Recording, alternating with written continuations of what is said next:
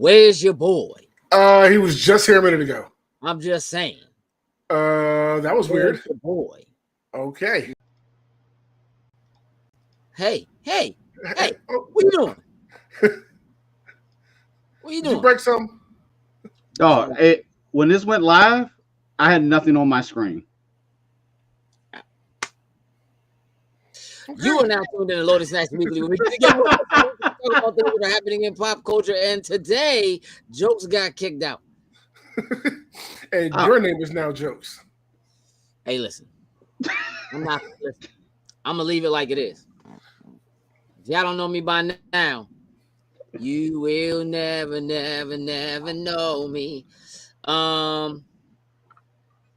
saw you ask if we hear the music. I didn't have any problems hearing the music. Yeah, I didn't hear. I wasn't hearing anything. Like, I had no problems with the So music. did you take yourself out and bring yourself back in? so when it came in, like Oh, literally, boy. the thing on the side showed all three of us were kicked out.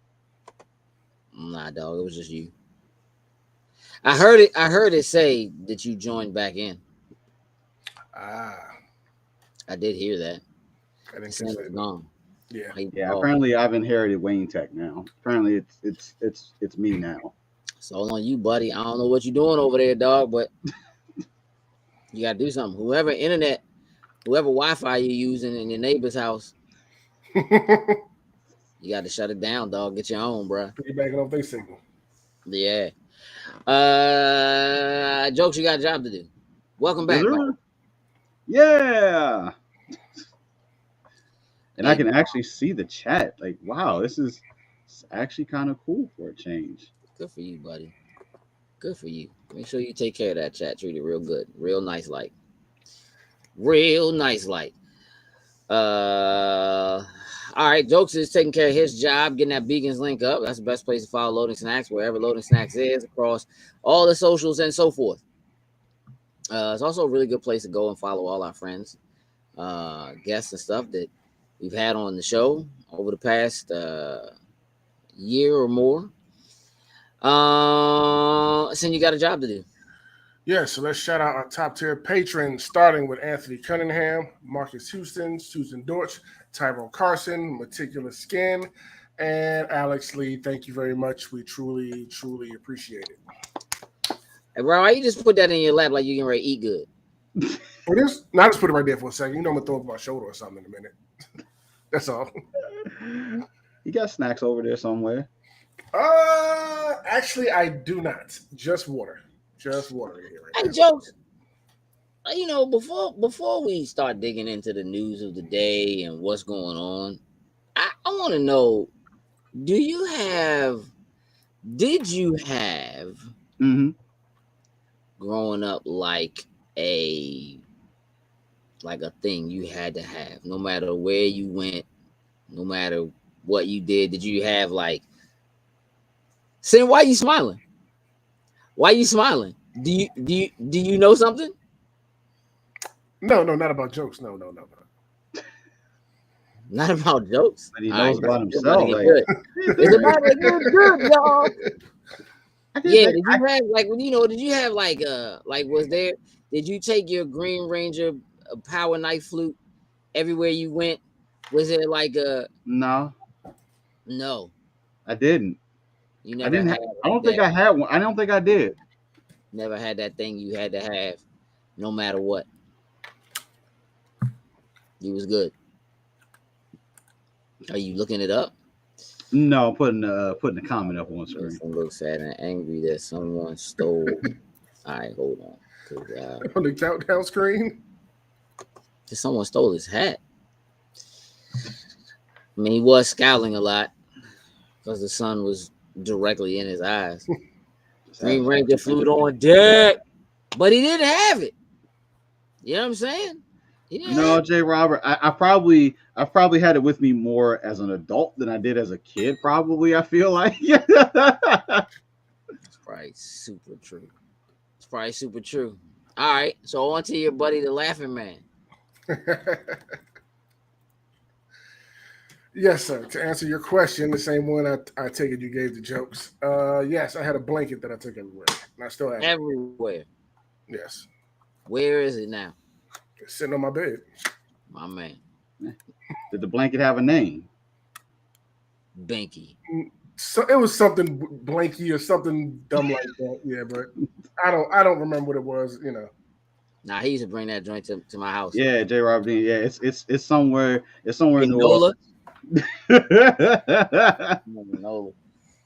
I don't think if Jokes had left his Green Ranger flute in Nola, I don't think he would have left Nola. I think he'd still Nah. be there I had that plane Trying to- turned all the way around. trying to track that joint down.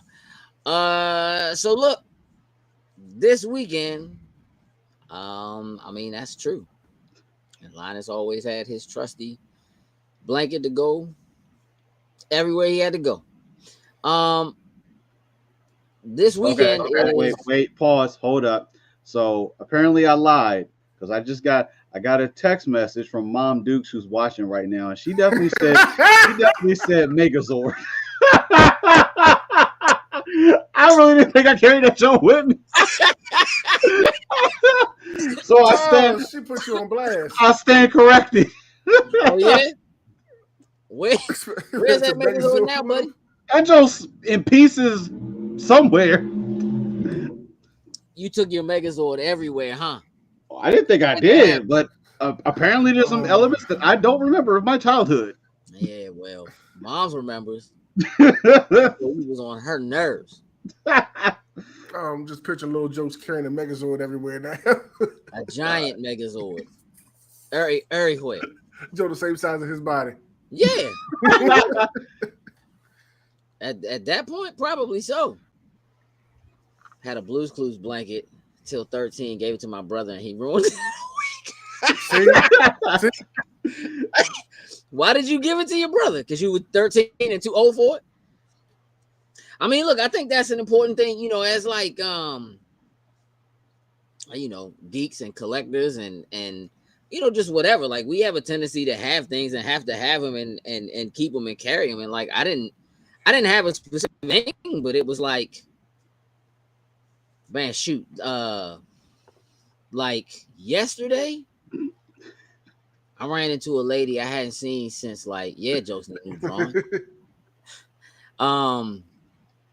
And I ran into a lady I hadn't seen since. What up, Slade? What's up, man? Hell yeah. Man, in like 20 years. I ain't seen this lady in like 20 years, right? And I was like, you look really familiar, right? And she was like, yeah, you know, it was like, I'm not coming on to you, Slim. Like, I actually recognize you. Like, I know you from somewhere, right? Because I don't really forget faces. And she was like, oh yeah, and I was like, yeah, I think my oldest daughter and yours. And I was like, you have a son, right? And she was like, yeah.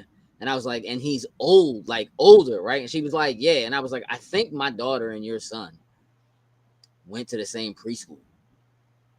And Oh, wow. In like Bowie. And I was like, yeah. And she was like, yeah. And I was like, everybody, all the kids there called me Spider-Man. And she was like, yeah. She was like, I was like, yeah, because she was like, yeah, he's like 23 now. And I was like, yeah, that was like 20 years ago almost. Oof. She was like, yeah. So yeah, I didn't have a thing I had to take with me everywhere, not that I recall, but like almost always something, Spider-Man something, somewhere. So like not necessarily a particular thing, something Spider-Man, like everywhere I went. Right. You know what I mean? Like all the time. Always on me somewhere. Socks or bracelet or ring or a tie, something. So yeah, so look, MagFest is this weekend. Thursday through Sunday. Yes. Let's talk about MagFest a little bit. Look, we've talked about MagFest plenty of times, but I was going to say there's nothing like MagFest. That's not completely true. There are other things that are like MagFest, but they aren't MagFest. You know, we hit multiple conventions, obviously, a year. You guys all know that. And the differences between conventions, like what separates one convention from another, really more than anything tend to be the activities and the time frame. So when I say that, what I mean is, like Awesome Con and Baltimore Comic Con, not really that different. They're just in different places. The extent of the content, the panels you can go to, who's there, what artists you can see, what conversations you can have, tends to pretty much be the same. They're just in slightly different geographical locations. But BlurredCon, KatsuCon,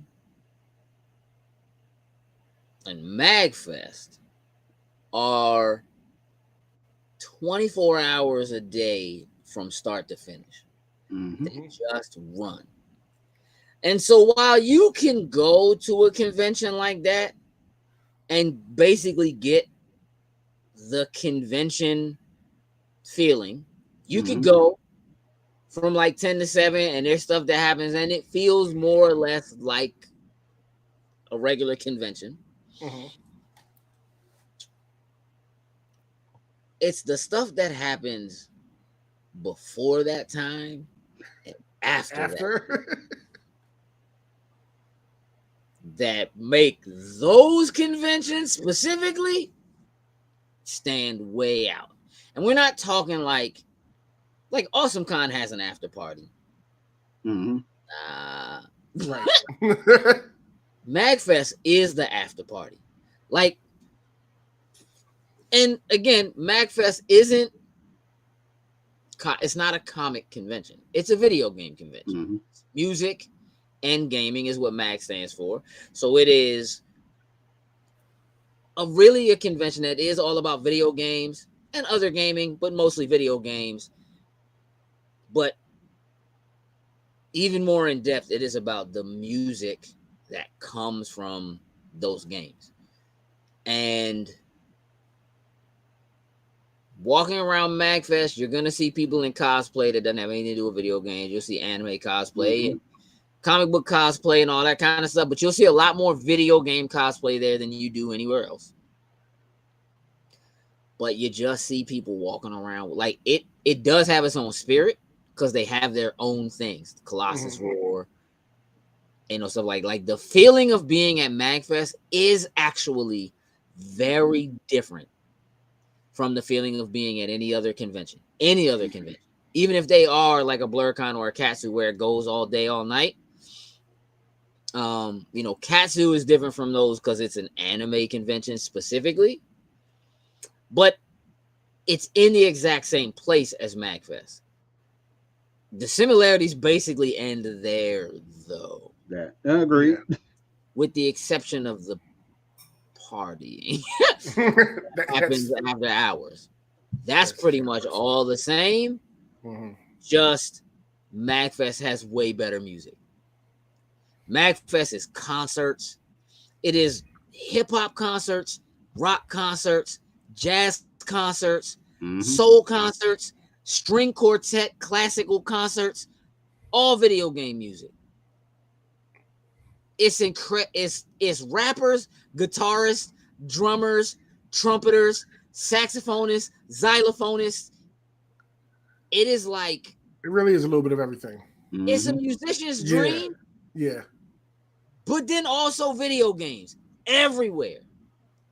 Full just like the biggest arcade you've ever seen.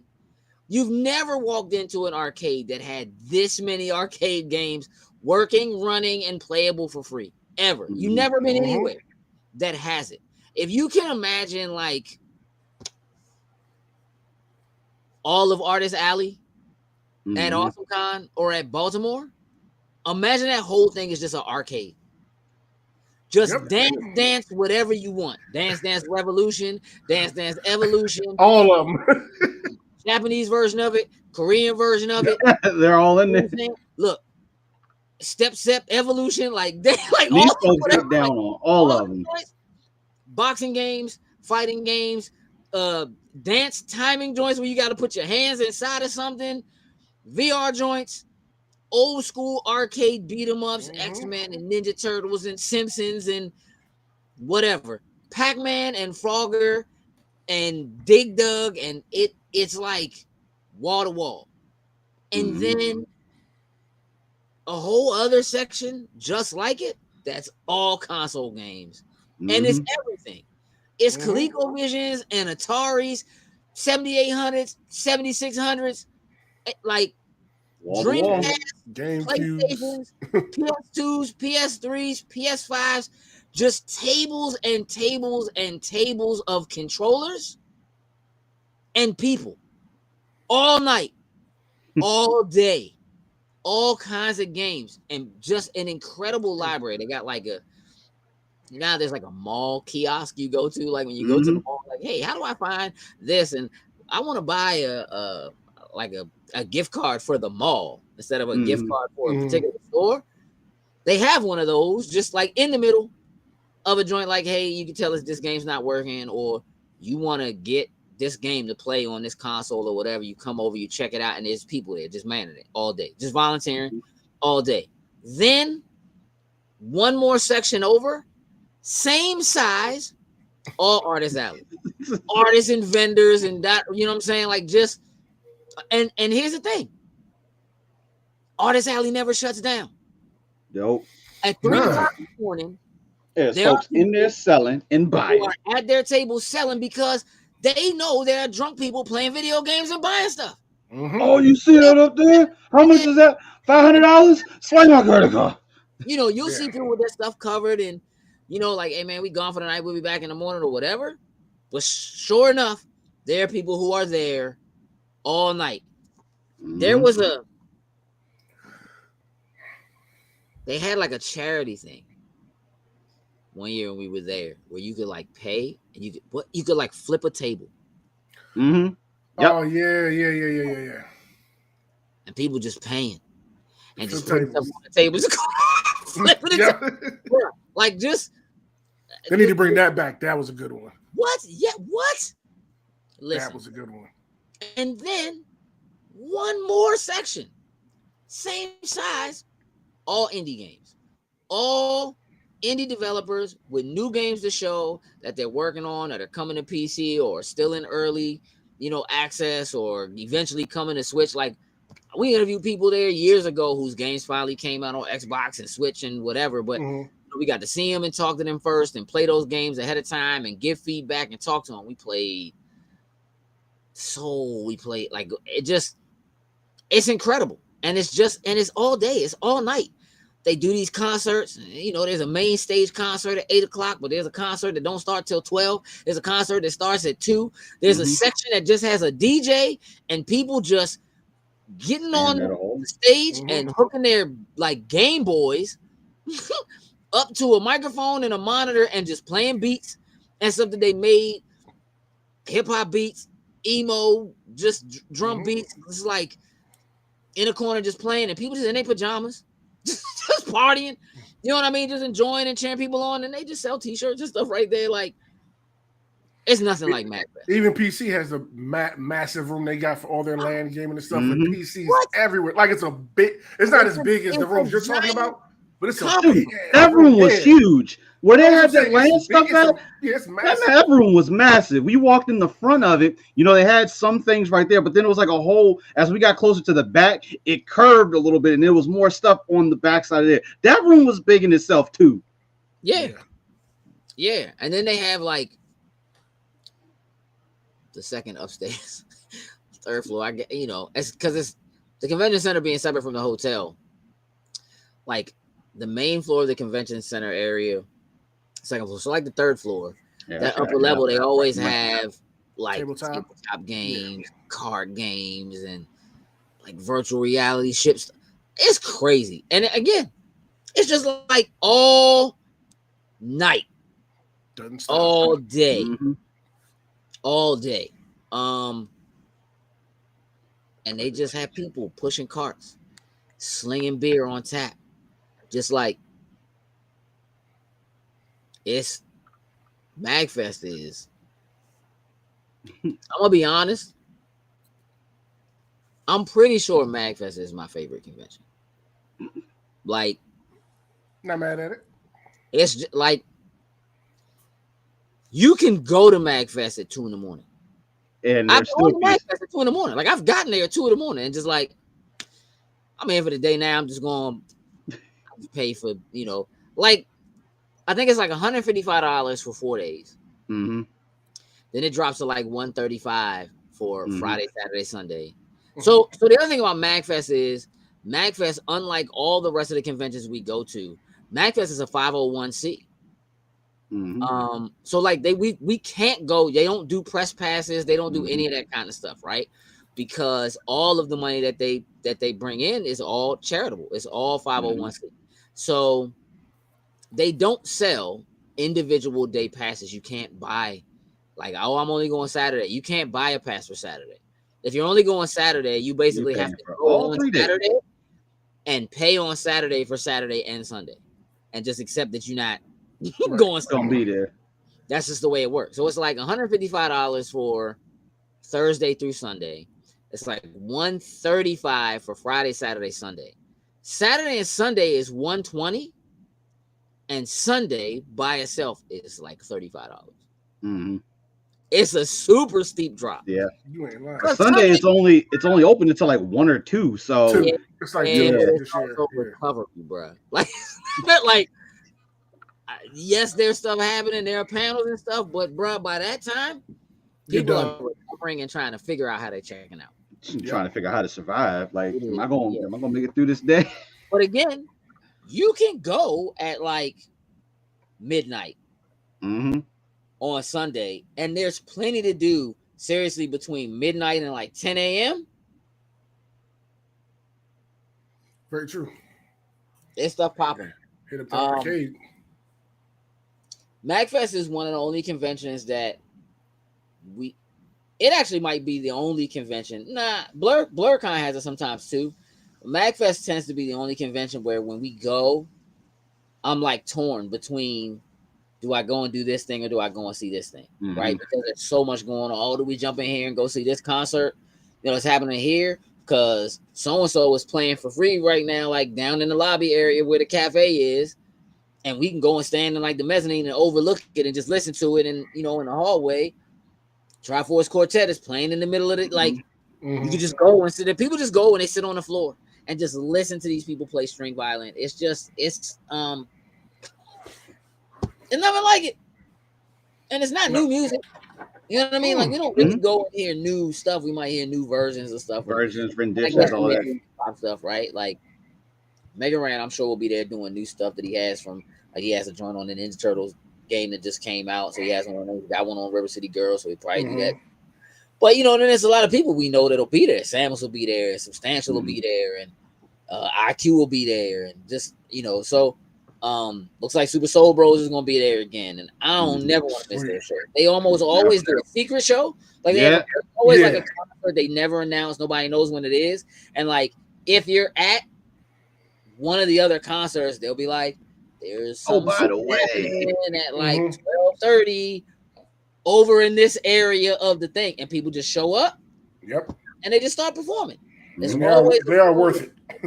Bring instruments, and they just put sheet music up on the screen, and people just go, okay, I can play that. And just go in there and they just crank. There's a museum that's in there.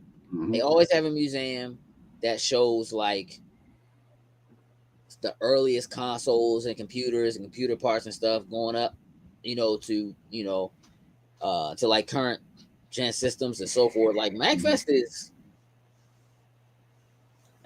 is pretty serious. It's worth it. If you haven't been there, it's very worth it to go. It is. However, if you're gonna do it, you gotta stay late. Even if you're not staying in a hotel, even if you're not like quote unquote staying overnight, like you really want to go and like be a part of what it's like to be there at 2 a.m. Straight up, Heather. Like it's like that 2 a.m., 3 a.m., 4 a.m., those parties that are happening in the upper balconies. Mm-hmm. If you can get there, like it's incredible. It's nothing like it. And when that Colossus roar starts moving through the whole building, Get that one good one. I was about to say that one good one that really just carries all the way across it. Oh, so good. it's Middle of the day, Saturday, like everyone, the majority of people that are in there. Gosh, bro. Mm-hmm. But it's also always dope when somebody tries it and it don't work. I just walk through and they try to do one and nobody catch up. You might hear one or two off in the distance trying to catch it. Trying to help. Like, no, dude, you're a little nope, not on the right time. Yeah. It's just like you walk through and see people just sitting at tables, photos being taken everywhere, cosplay happening everywhere, people just stopping in the middle of hallways with like DJ equipment and just playing, right? Just like I'm serving here for like the next 30 minutes. And then when they get done, somebody else just shows up and does some of that. Remember we saw like a couple years ago, it was like Optimus Prime was like in the hallway playing, like right by the bathrooms or whatever, right by where you go upstairs. But then there was like a group of like belly dancers that just like showed up and somebody was DJing and they just started cranking. It was like, bruh, what is this? Where else would you get this at? It's MagFest. It's concerts happen literally in the hallways down at both ends of the hall. MagFest is where they did the Guinness Book of World Records for the most wizards at the same time ever. Like MagFest it's somebody always pulls a fire alarm. Sadly. Yeah. Cold. Probably ritual. We be outside. It's not cool. that between that gazebo and that fountain, they stayed packed with just shots, cameras, photo ops all day. It's just it's incredible. When you have a con crowd that all knows what's up and is able to same purpose, nothing, bruh. I'm telling you, there is everybody at MagFest. Here's the thing about it. Not unlike almost any other convention that happens to be thrown that takes place at a hotel. Like the Gaylord is a really, really nice hotel / convention center.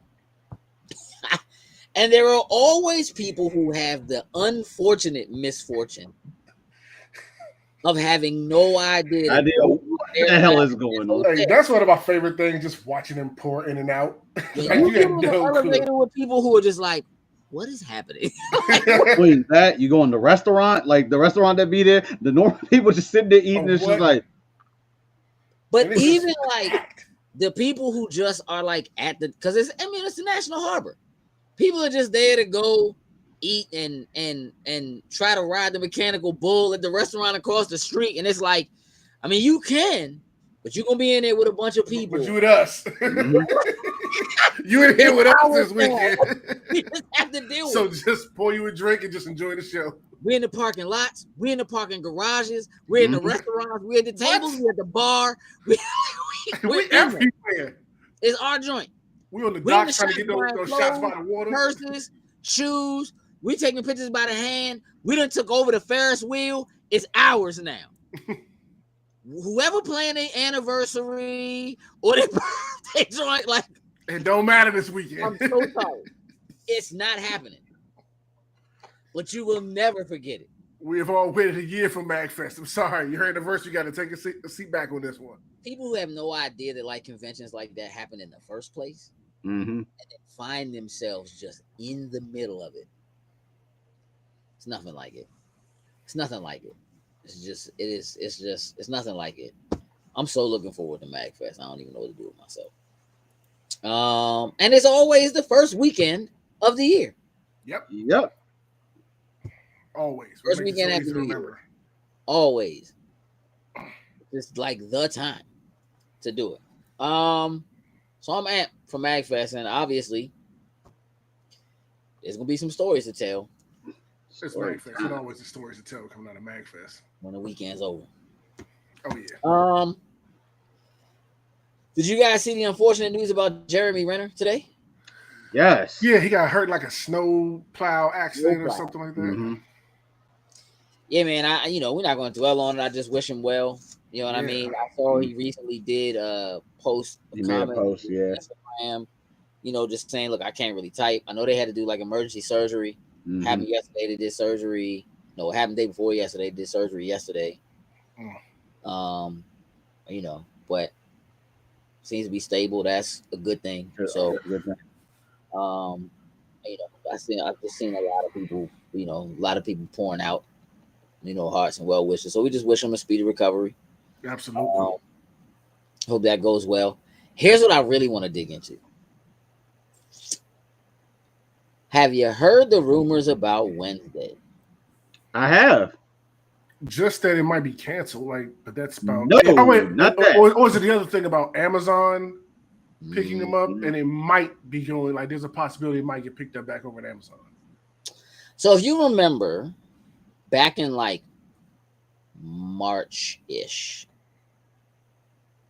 Amazon bought they did a deal with MGM for $8.5 billion to purchase the rights. So they got all the Bond films, all that stuff. They basically bought.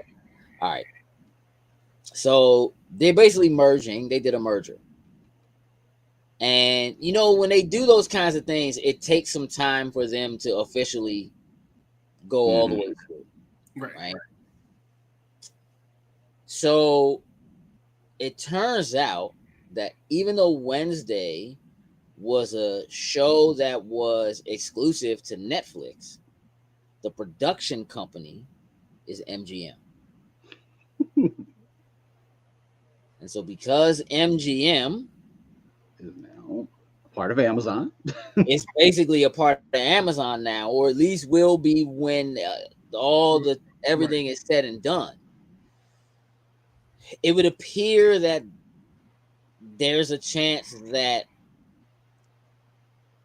if they do a season 2 of Wednesday, it will be on Amazon. It will be on Prime. Now, I want to throw some things out there, right? Mm-hmm. First, I guess, what are your thoughts on this? Before I start, hold on. Before we go, I gotta put up with Slick.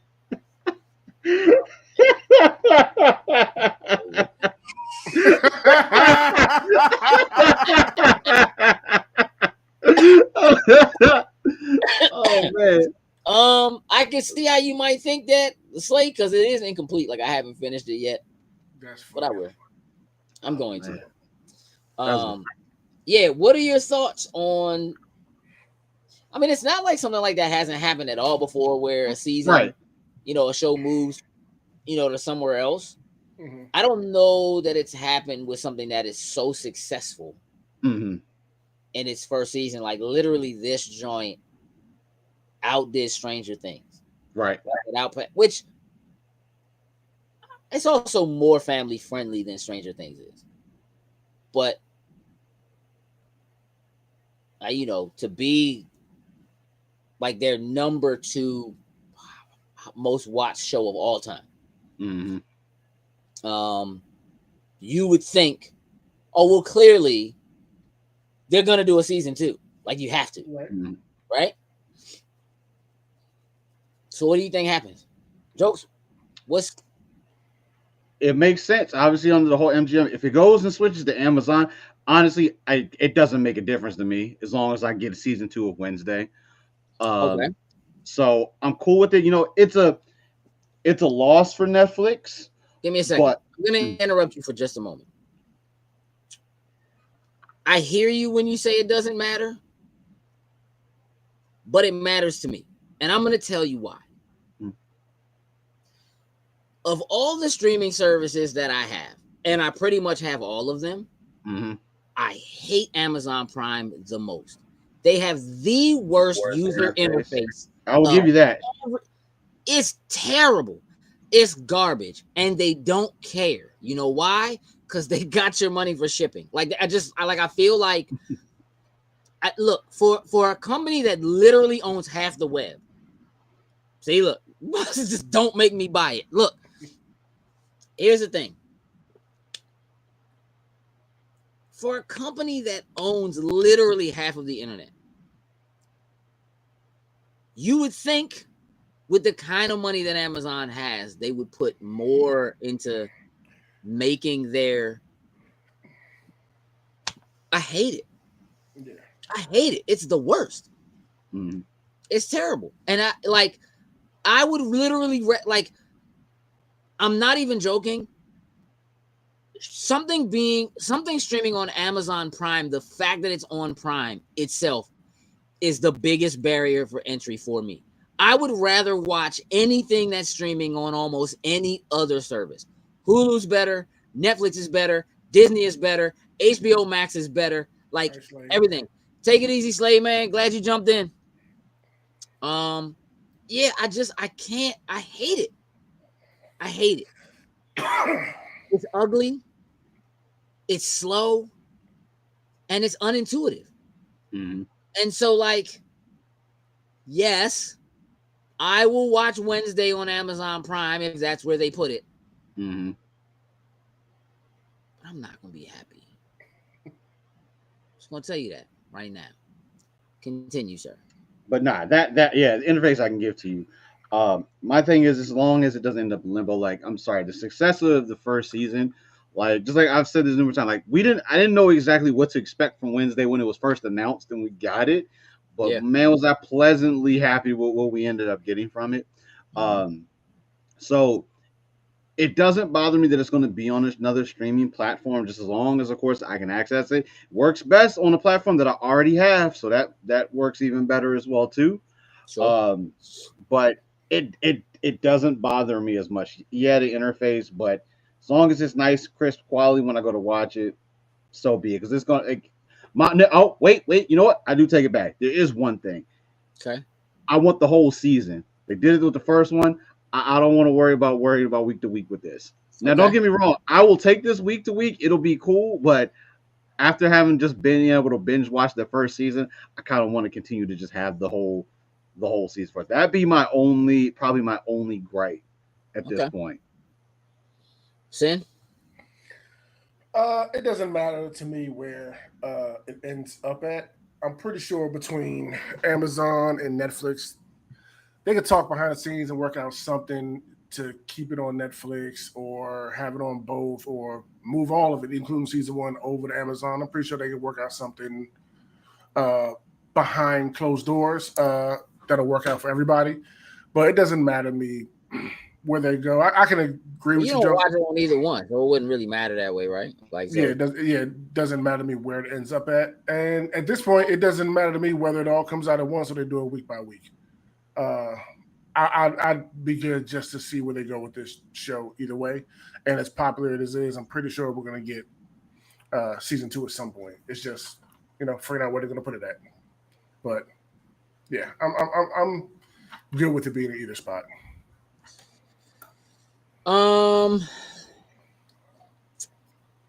Again, not that we haven't talked about it before, but there is already the relationship that exists between Amazon and Netflix. I'm surprised the FTC hasn't already tried to do something with Amazon, but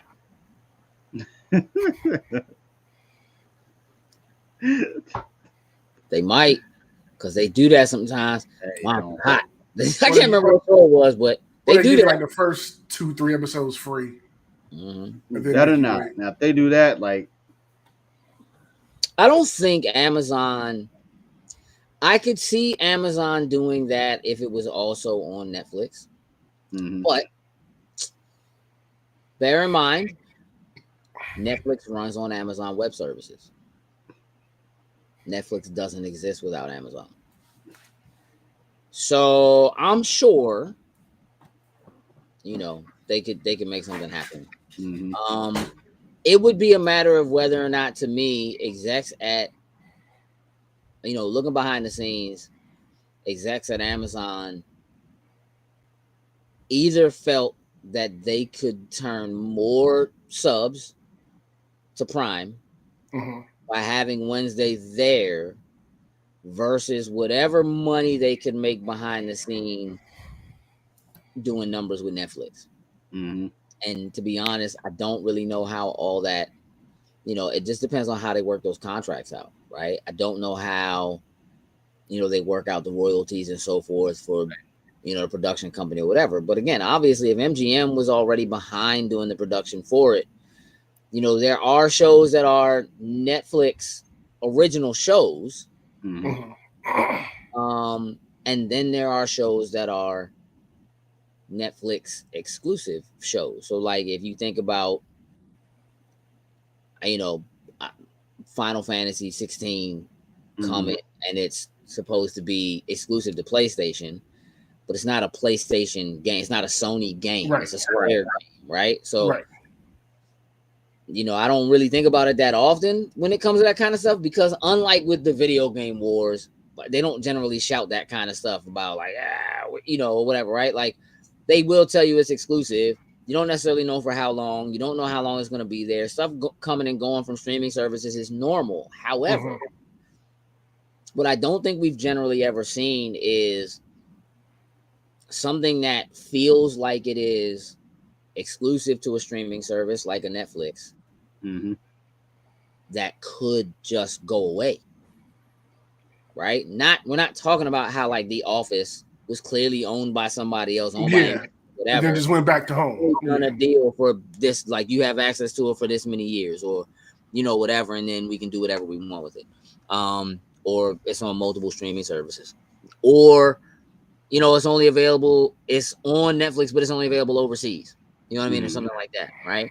So, like Krampus, we just did movie club for Krampus, and I watched Krampus on Netflix, but it's not. I watched it on Peacock. Yeah, see what I'm saying? But like, I don't have Peacock anymore. Like, I'm good. I'm not. Peacock's not getting my money. But I got a VPN, and I just changed my VPN to UK, and Krampus is on UK Netflix. Hey, easy as that. You know what I mean? So I just, all right, well, I'll just watch it there. So again, you don't really necessarily know how those deals are going to be done behind the scenes, and that certainly could have an effect on what happens with Wednesday. It could be that, here in North America, maybe season 2 is on Netflix, and outside of here, it's somewhere else. You know what I mean? Or it's on another service, or it moves, or something like that. But again, because Netflix really can't even do business without Amazon, like Amazon kind of has their feet to the fire. Like they can really just be like, I mean, yeah, y'all can have it, but this is what it's gonna cost. Where you gonna put it? Yeah. It's gonna cost. This is what it's gonna have to be. Which I think could be really, interesting to see how that pans out. And I'm gonna be very interested to see how it plays out. Because to me, with something that's that successful, you do kind of have to strike while the iron is hot. And they really do need to make a decision about doing another season much sooner than later, because you can't really afford to have these kids age out of, you know what I mean, their high school look. I mean, they all look really young. They're all older than they look, but like, that dude Tyler, the dude, who played Tyler. Well, I mean, he's still in it, but that dude's like 30. Yeah, y'all gotta hurry up and get this season 2 out. Get it out.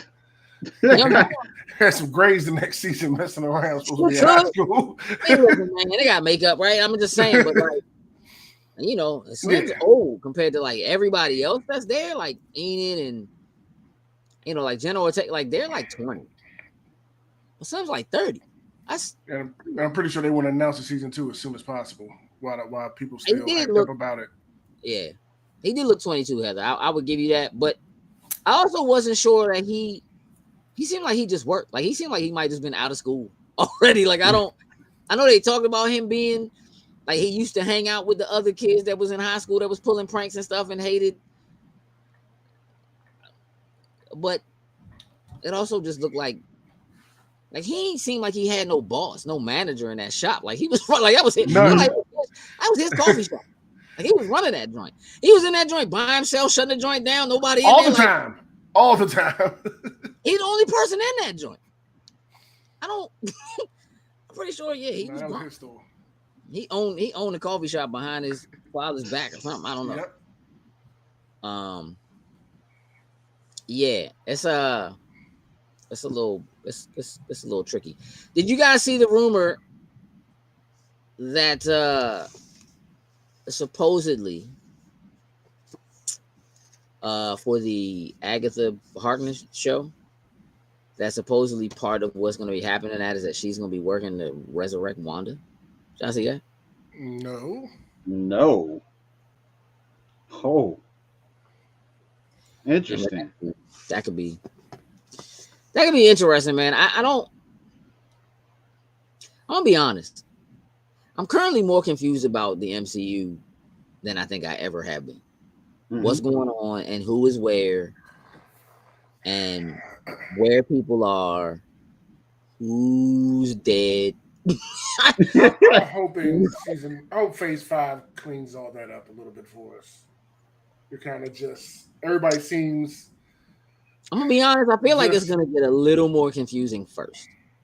No, I think it will. Like I definitely think they're doing the kind of reset, like kind of how we got the first batch of MCU back in Phase 1, where everybody had their individual. I mean, the only difference is it wasn't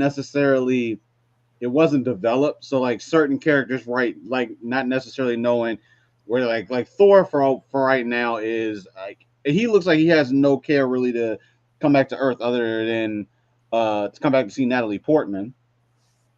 Well, technically not. But I feel like they're trying to just her wings, bro. She went to Valhalla. Yeah, she's Valhalla. That's what I'm saying.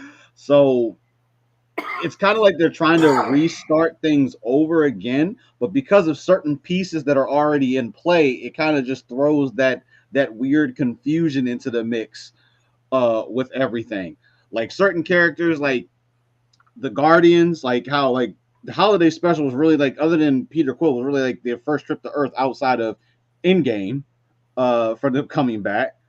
So you have them kind of out there. Loki and them are off in yonder whenever if they're gonna show back up. So it's just those pieces of the puzzle. Yeah, the continuity, like J. Robert Dean said, yeah, it kind of sucks.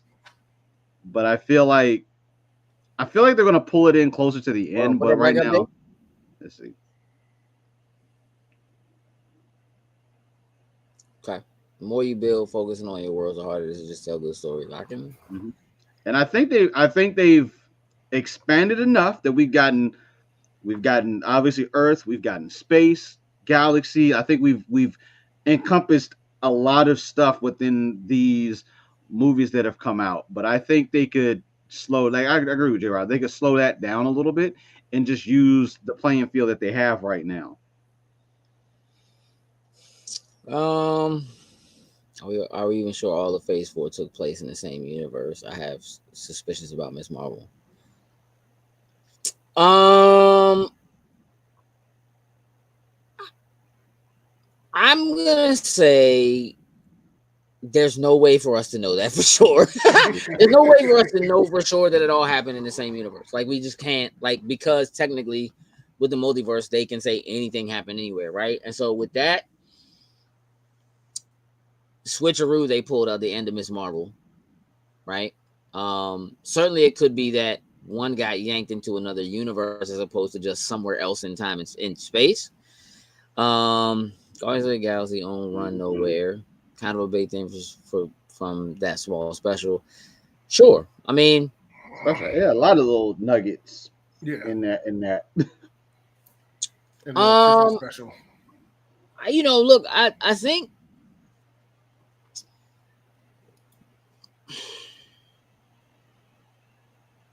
think. I mean, look, there's a giant celestial in the ocean, right? Like, we took forever to finally acknowledge. We finally got somebody to acknowledge that thing just sticking up in the middle of nowhere. But you can probably see it from space. Yeah, I mean,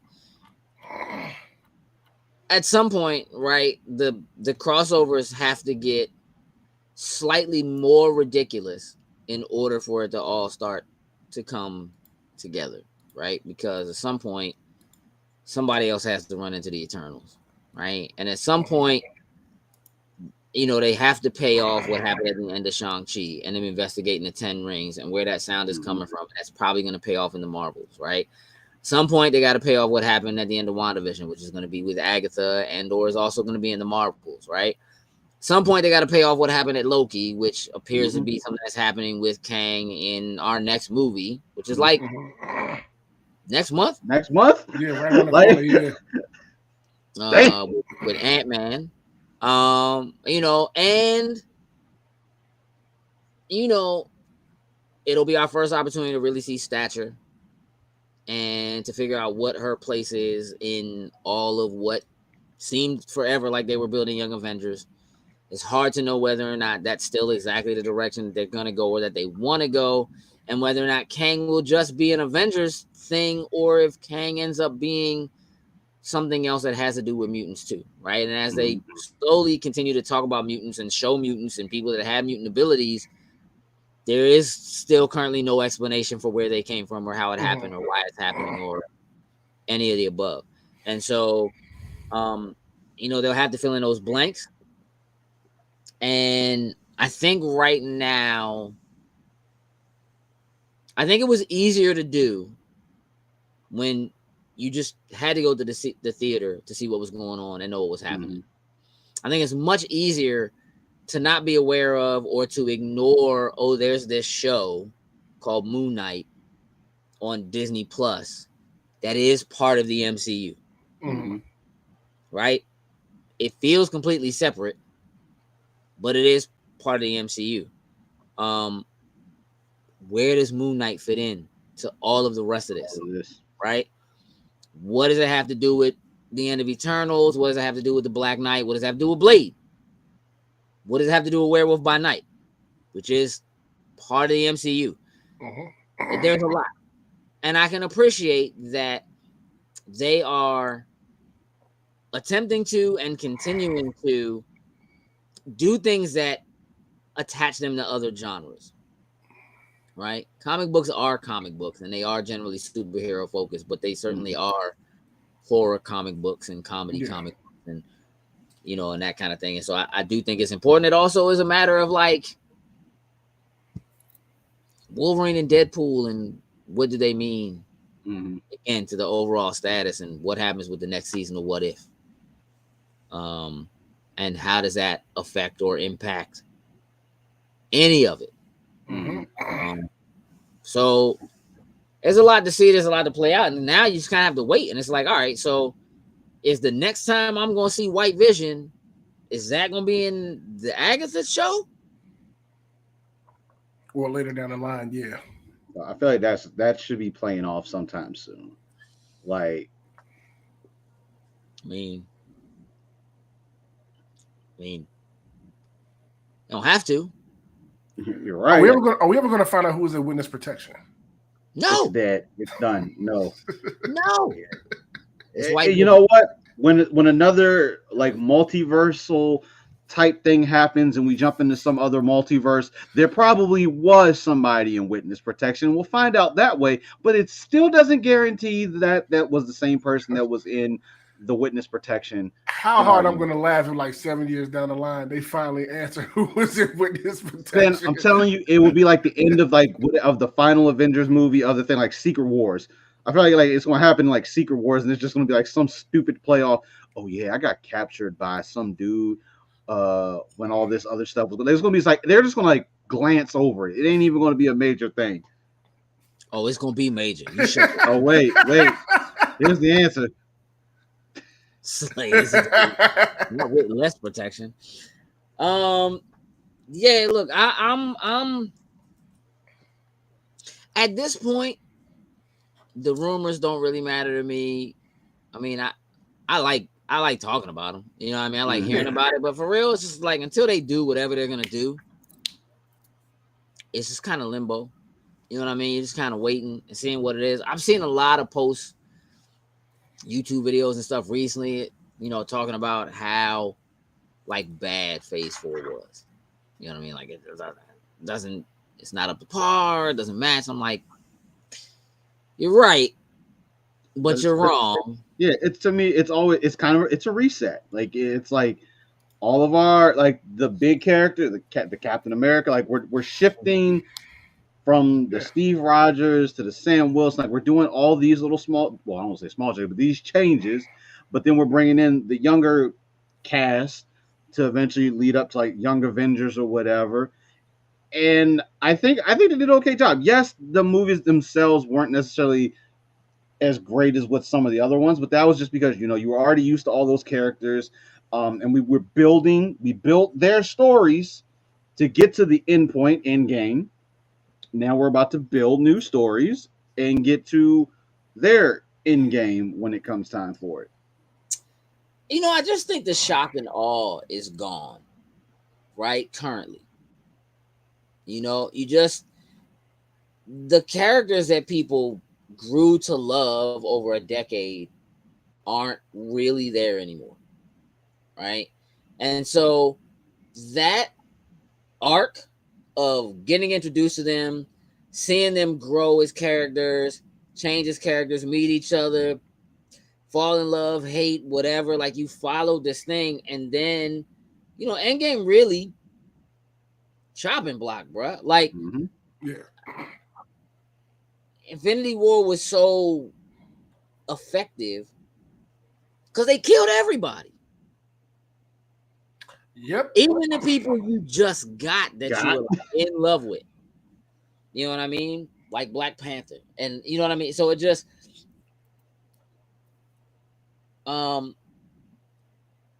you built that up. You're having to reestablish and rebuild that same kind of thing over again. And for the most part, you're having to do it without characters that you still had. Maybe we culminated Kang Wars. I don't know that that's true. Because for all we know right now, Kang is simply the Loki of that first act. Mm-hmm. Right. Matter of fact, which is Secret Wars technically the last one, or is that the second to last Avengers movie?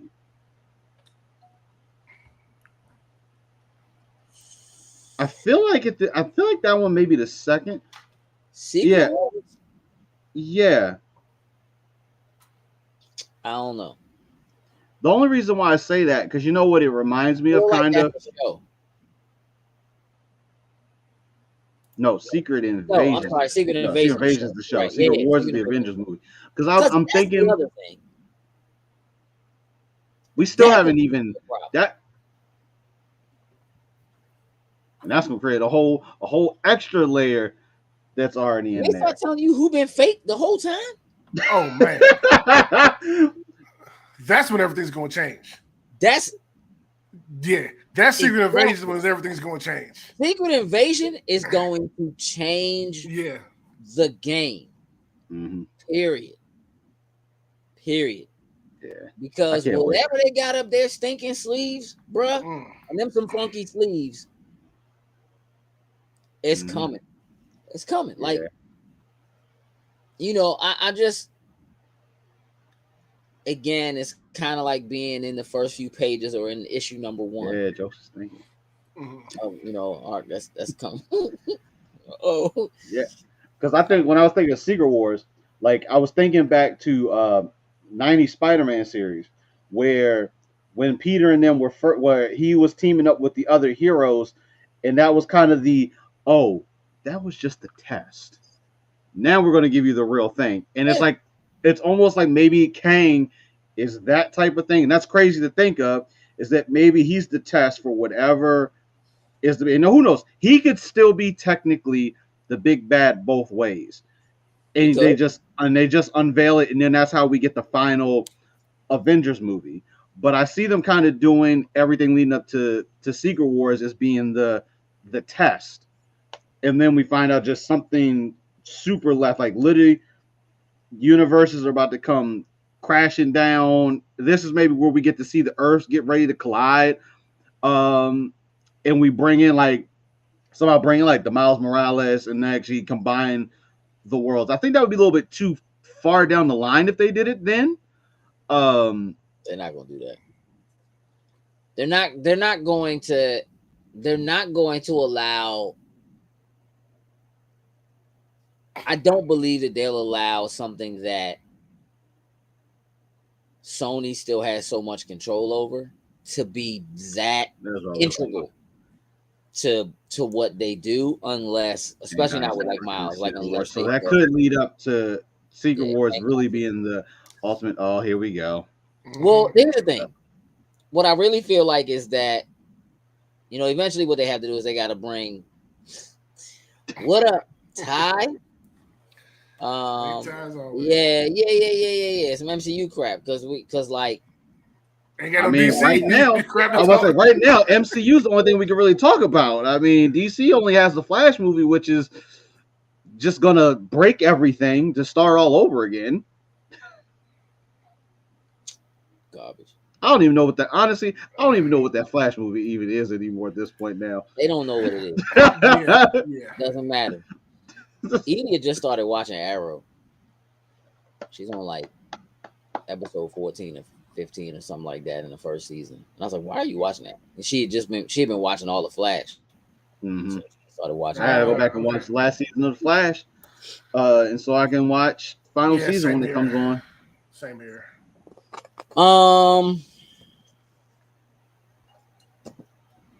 Yeah, I mean, look.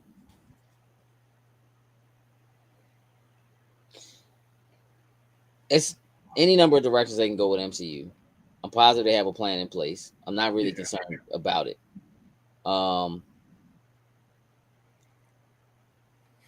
That is a fact, J. Robert Dean. Ty is always on brand. Late and DC. Same thing. Flash movie. Flash movie is too big to fall in a what? No, at this point, like in a trash can, in a trash dump. I see, we know he knows how to trip, so falling ain't the problem. All I know is my man need to learn how to run. What can that fall into? I need Bruce Wayne to just see him run like an idiot. Michael Keaton just smack him. It's like listen, fix your run. It probably would be Batman that would end up telling the Flash to fix his run after all this. Man, let's just put this movie out and get it over with. No, it's not too big to fail. This movie absolutely can fail. How? Heather? How is that joint too big to fail? With all the way everything else DC has been doing, like in Flash, it's not going to reset the power structure. I'll tell you that. Oh, right. You mean to change the hierarchy of power? Is that what you're talking about? Like, here's the thing. I really want to hear this because, like, 100% of the time, I agree with what Heather has to say. And right now, we on opposite sides of the coin. So shake it. Shaky. Like, I don't.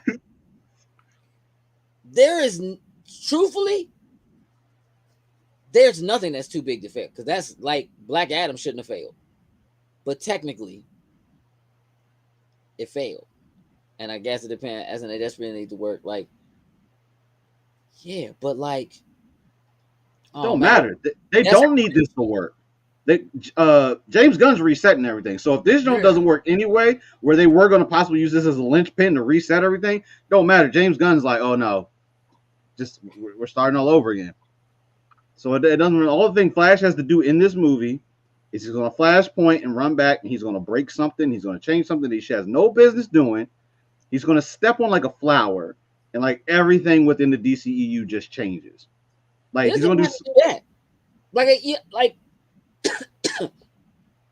This movie does not. This movie no longer has to be Flashpoint. J. Robert Dean said, "I really want to see Batgirl after the young lady playing her, posting more photos. Film looked like the best thing DCU had on film in years." Yeah, but it probably wasn't. They had nothing to lose. Like the pictures can look good, and like that. Like I don't have like the outfits and the Black Adam look good, but it wasn't.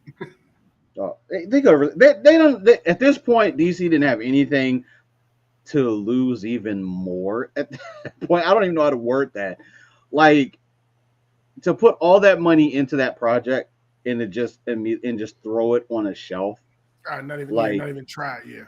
Like, and it was going to go to HBO Max, so it wasn't like they had to do anything extra. Like, it was under their umbrella. Throw it on there, and they could have saw who would have catch it. Like, it just sucks that this whole project just got shelved like that. And I mean, for other pieces of the puzzle that we would have all wanted to see, like finding out, Michael Keaton was going to be in here, was playing kind of a prominent role. Like, it was going to be real cool to get to see that again. But aside from him, it's just like, why just put the project out there? Here's the problem. Here's the problem. DC allows themselves to be receptive to too many mixed messages, and that's of their own doing. Mm-hmm. So they want Black Adam to be successful. They put all the money behind it. They put all, whatever, and let The Rock go out there and say whatever he's going to say, knowing what it has to recoup in order for it to actually be successful. Mm-hmm. Right? And when you sit down and you watch the movie, it doesn't have what it needs in order for that to be the case. Now, for me personally, okay, part of that comes from the fact that DC just doesn't have what Marvel has. Part of what the MCU is doing that's losing people is that it's getting too big. It's getting too far away from home, right?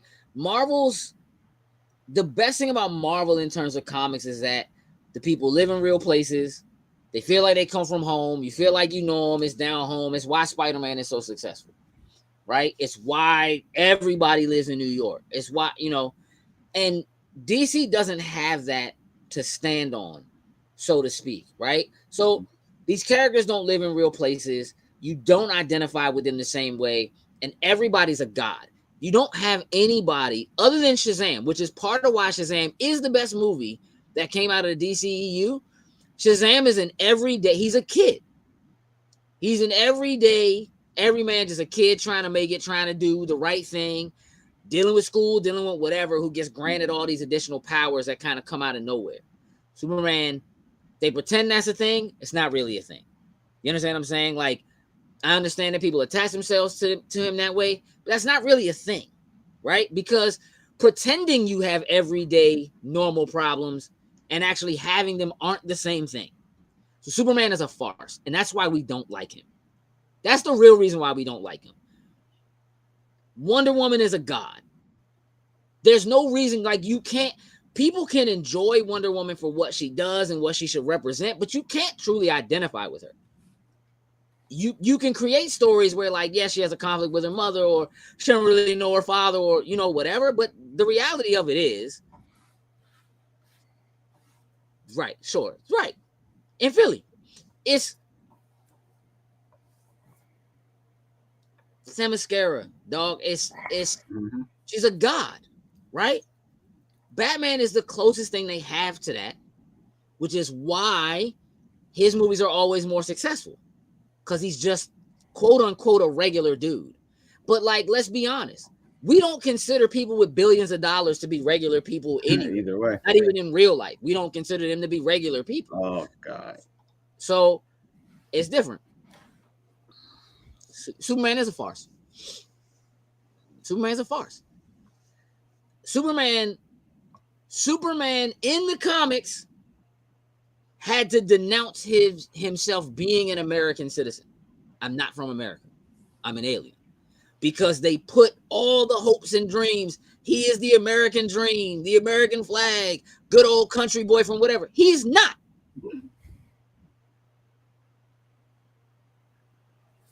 That dude crash landed from space and picked up a truck as a toddler. He's not. That's not what it is. It's a farce.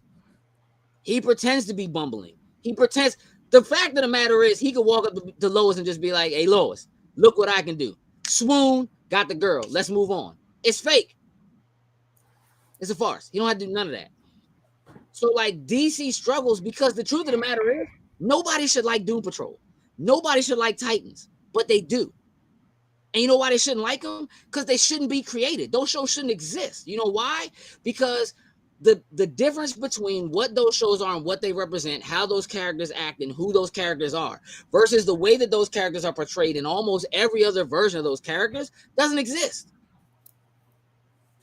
So now you're sending a mixed signal to your upper level management. This is what the people want. People really like Titans. They want Robin to cuss out Batman. Mm-hmm. That's what they want, right? They want this kind of silly, kind of like it sends mixed signals because they're not all on the same page. So because they're creating content that mixes up what it is that they're giving to us as consumers, they don't know what they need to do to be successful. Because when they try something that seems like it's working, they then take that and they put it into something else and they go, this should work. It doesn't work because it's not for your majority of people. The regular general public doesn't care about Titans. They don't watch Doom Patrol. Ty watches Doom Patrol, and you're the target audience, but you're the only one. You and the rest of the target audience. But when you put a movie in the theater, you're trying to get everybody else, and nobody cares. And they don't care because those characters aren't relatable. That's what it is. James Gunn has an opportunity now to find a way to fix that. To bring it back down and say, all right, look, we're starting from scratch. Let's get people who do have a good, decent, kind of a down-home story. Flash is not a bad place to start. Because more or less, he's a regular dude who ended up with powers, right? But there's tons of Flashes. It's Flashes all over the place. Facts.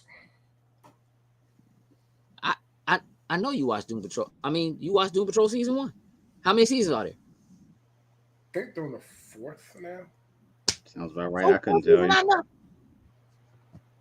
It's not enough. You know what I mean? Like, look, Doom Patrol is Brendan Fraser's comeback joint. Let's keep it a buck.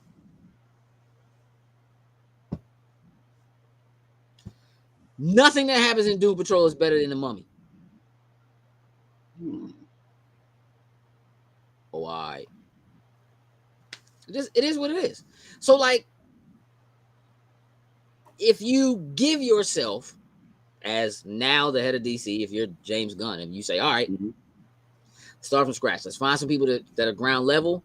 Let's bring it down, right? Because you can't keep doing it with Batman over and over again. Like, you just can't. Right. You can, but we already know, right? Yeah. So we have a Batman in The Batman. Maybe you could push that and see what happens. Flash is probably more relatable. Is it Wally or is it Barry, though? Like, I love me some Barry Allen. That's cool. But let's keep it a buck. Like, my Flash is DCAU Flash, and that's Wally.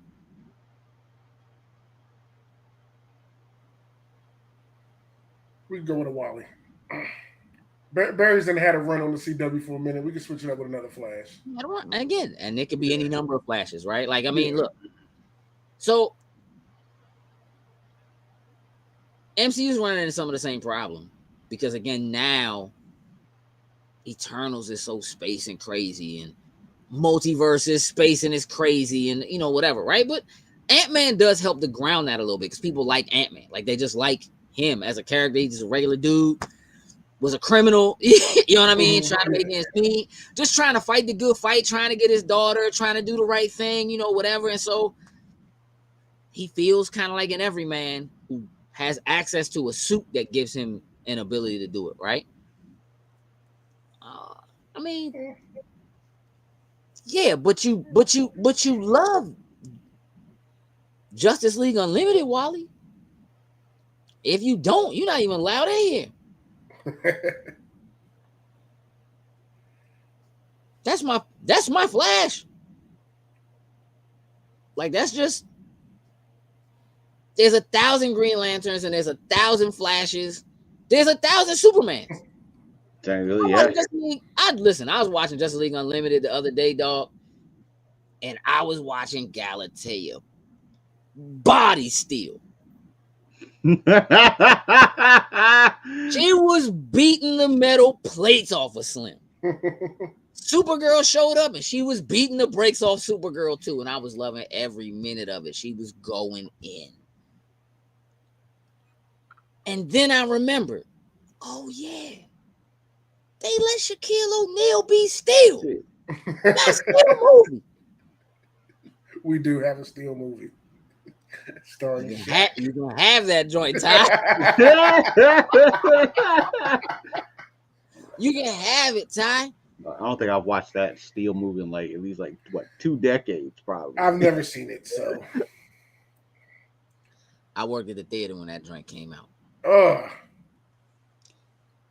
You was loving every minute of that joint, wasn't you?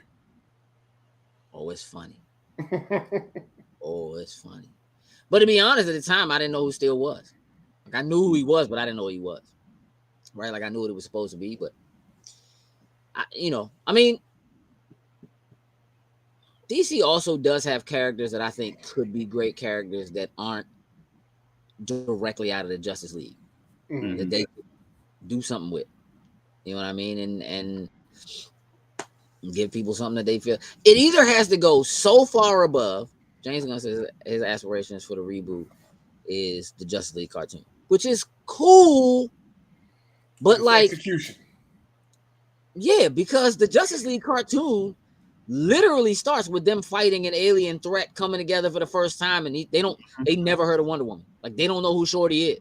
Mm-hmm. Like they don't know. Then that come out around the same time as Howard. What? No. Hey, Kidlet, and good night. Good night. Howard the Duck was like that's 1983, dog. Yeah, that's old. Stop it. Stop it. I'm tired of shooting blanks now, just like Howard the Duck. Yeah, I mean, I don't know, man. I don't expect that James Gunn is going to be able to do what the animated Justice League Unlimited. Yeah, like I don't expect that. That was a thing, and I don't think that trying to recreate that. Like I think drawing the inspiration from it is a good thing for it, but I don't think you should try to just move it from an animation to a real life standard. It's just not going to work. Well, the problem is that for the most part, adults weren't watching Justice League and Justice League Unlimited. No. It was for kids, right? Which is like sometimes you can introduce that kind of stuff and introduce these characters who like they don't really need to know all of them and know what their powers are or whatever. Even if you were already familiar in some way, if you weren't, like it's easier to introduce them to that. But like if you're trying to do it and you're trying to do it on a full scale movie, release it to the world, your audience is very different. Mm-hmm. And the audience for Justice League and for Justice League Unlimited was built in because Batman the animated series already existed, and then Superman the animated series also existed, right? And those Justice League is a spinoff of those shows. Mm-hmm. So you had a built-in audience, and that audience is the same audience that is like, yo, Doom Patrol's pretty good. Titans is cool. There's a built-in audience that you already know you're talking to. It's much harder to be able to talk to them and satisfy all the new people that have to come in when you do something on a let's release it to the world in theaters level. It's very different. I don't envy James Gunn for the job that he has to do, for what he has ahead of him. I don't envy that at all. I envy what they paying him. Oh yeah. But it's not going to be an easy road. Gave him a check and was like, here, fix it.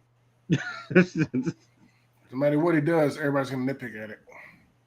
Oh, yeah, it doesn't matter. And the reality of it is, even if he fails, He already got paid. Mm-hmm.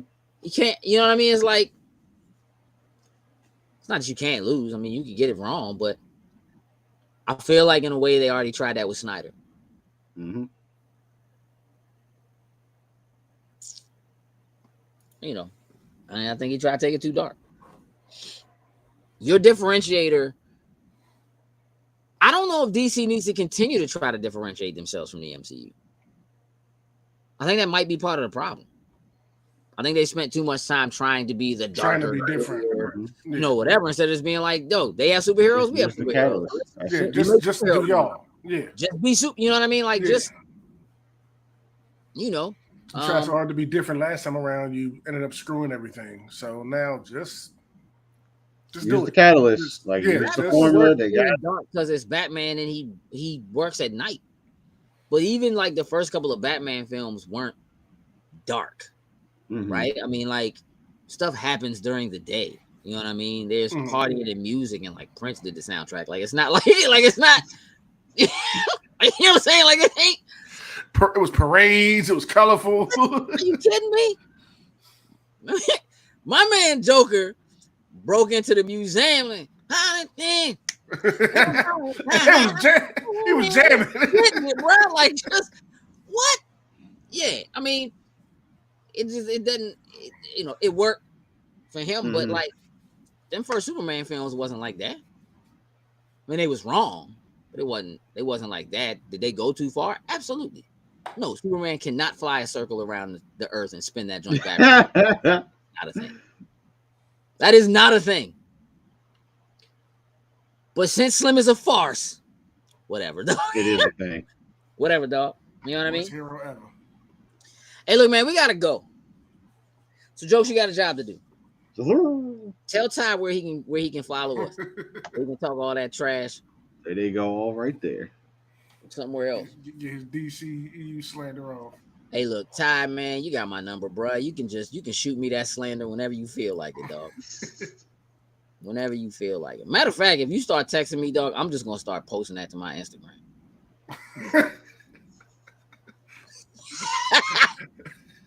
Can you believe what Cardi Pass said? What? And I just let other people debate it. Like, you know, it's cool. You about to be content. Y'all know to do. Follow those Beacons links. If you're not already, tell your friends and tell your friends.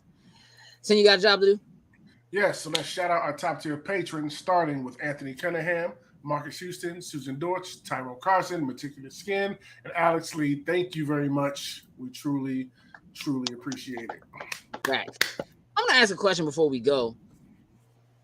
You know, we changed the font on the ticker at the top of the screen, and like, is it driving anybody else nuts that like yes every other letter is like lighter other letters, like, I just want to make sure. I don't know why. I thought I was tripping hard the first time it changed. Nah, it's not you. I don't understand why it's like that. I don't know why like the S in sin is nice and dark and the I in a light. Like, I don't know. But that needs a fix. I'm cool. Now that somebody else is also, I've acknowledged it. We know it's not just us, and we're not the only ones who bothered by it. Like, that's cool. I'm good. Listen, again, MagFest this weekend. If you're at MagFest and you see us, say hi. That means you, Heather. Yep. And anybody else who's there too, but say hi. Specifically you, Heather. You know, next Tuesday, I guess it'll be a recap on MagFest. Because that episode may be another long episode. I feel like convention recap. That's usually how it works. I can see this in is texting Ty now. Actually, no, I'm not texting Ty. I was texting somebody before I forgot to see if they're going to be at MagFest. I didn't want to forget. Good job. All right, y'all. We appreciate y'all. Jokes, take us out. Hey, remember, y'all, just because you have a well thought out plan doesn't make it a good idea. It's true. We're out. Toodles loose.